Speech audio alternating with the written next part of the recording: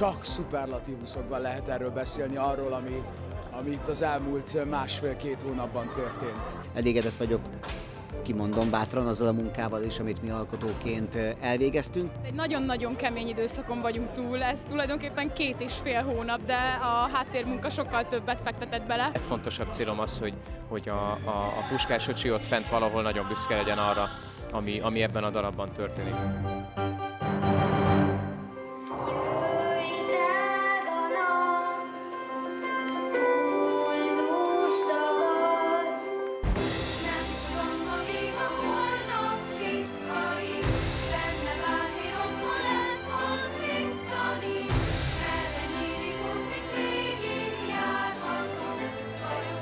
A musical egy picit távol áll tőlem, én a prózaibb, mélyebb dolgokat szeretem.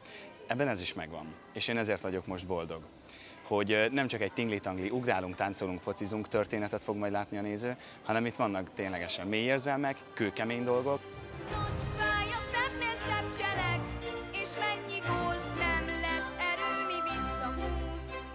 Én úgy gondolom, hogy ez a mi csapatunk, aminek a Vajka az egyik létrehozója, ez igazán összekovácsolódott mára, és látva ezt a rengeteg embert, aki itt van, és hogy ő tudva tudja mindenkinek a keresztnevétől kezdve szerintem a születési évét is. Én úgy gondolom, hogy egy ilyen nagyon egymásra figyelős és nagyon, nagyon jó előadás lesz.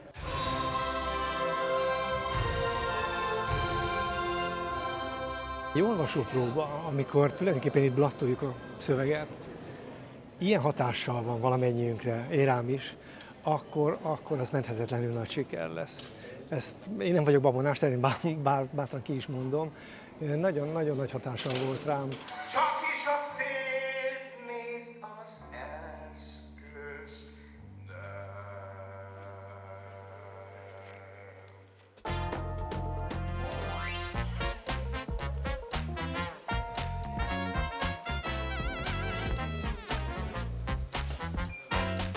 Rákacsint az éjszaka, és csókodtok felé.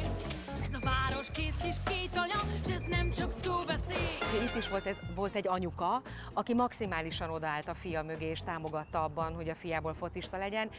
Lettem volna a helyében, kivéve akkor, amikor 56-ban elment, és hát anyukaként az biztos nagyon nehéz volt megélni. Az éjszakában, na és a hosszú, az se fájna, nincs határ, nincs szabály, így jó. Gyerünk légy, ma fékezted, kár is lenne védekezned, hogy mi vár, arra már nincs szó.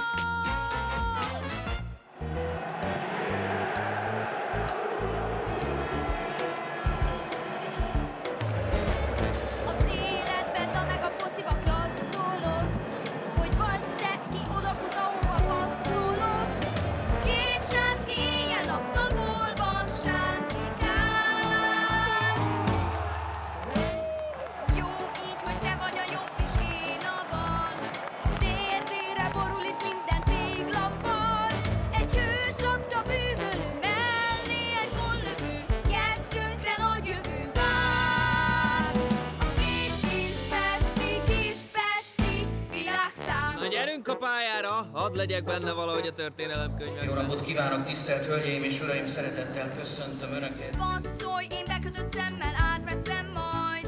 Lőd be, hisz tudom, hogy mindig győzelem hajt. A sport... Nem állítom, hogy nem voltak pontok, ahol úgy éreztük, hogy feladjuk, és azt gondoljuk, hogy akkor ezt most nem kell megcsinálni, mert egész egyszerűen tényleg olyanok a körülmények, ahol ezt nem szabad. De aztán úgy döntöttünk, hogy annyi munka van benne, hogy ezt nem hagyjuk veszendőbe. És bár valóban szabadtérre sok ezer ember elé gondoltuk a bemutatót, de végül is aztán úgy döntöttünk, hogy augusztus 20-án az Erkel Színházban előbemutató keretében bemutatjuk, mert meg akarjuk mutatni, hogy ez milyen nagyszerű dolog.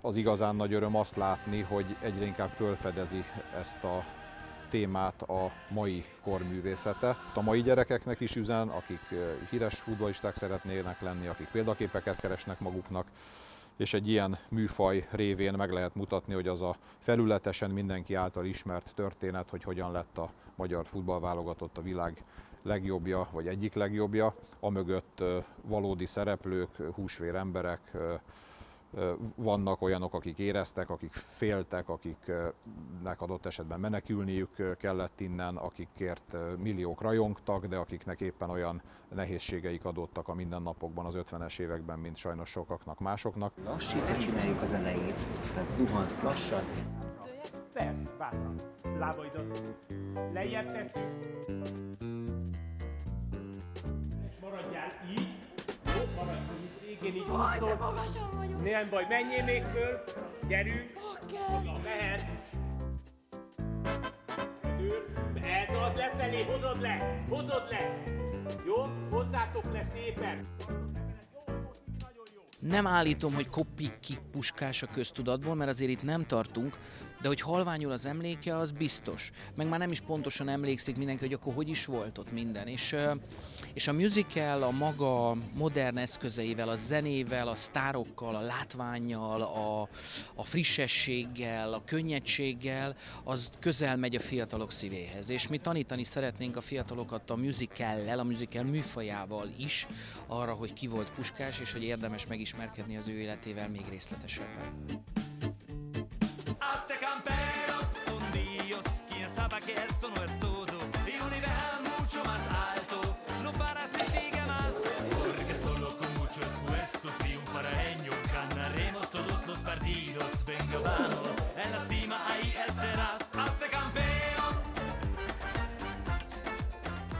Örülök neki, hogy itt voltunk a Tekkel Színházban, mert egyel nagyobb közegben, mint hogy remélem leszünk egyen nagyobb közegben, és nagyon jó stadion előadásaink lesznek, de mégis vannak ennek az előadásnak apró olyan pár jelenetei, 2 ember közt, 3 ember közt, amik igazán a mély lélektant érintik.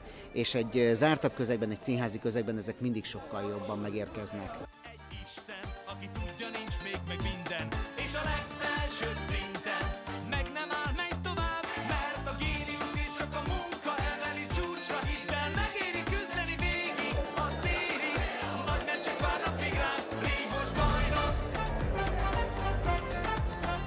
légy most bajnok, hazte campeón, hazte campeón, légy most bajnok. Tisztelettel köszöntjük Önöket, ez itt Puskás a musical.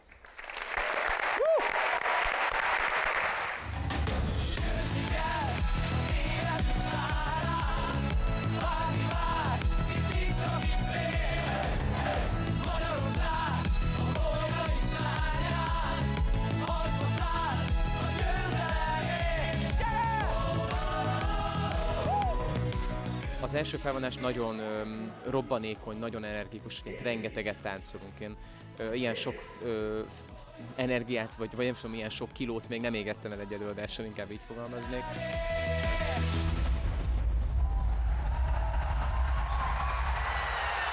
Színészileg a legjobban megfogható a második jelenetem, amikor bent az irodában elmondom, hogy én a pártállam utasításai ellenére én elvállaltam ezt az angol meccset. Azért nagyon erős jelenet. Lekötöttem a meccset.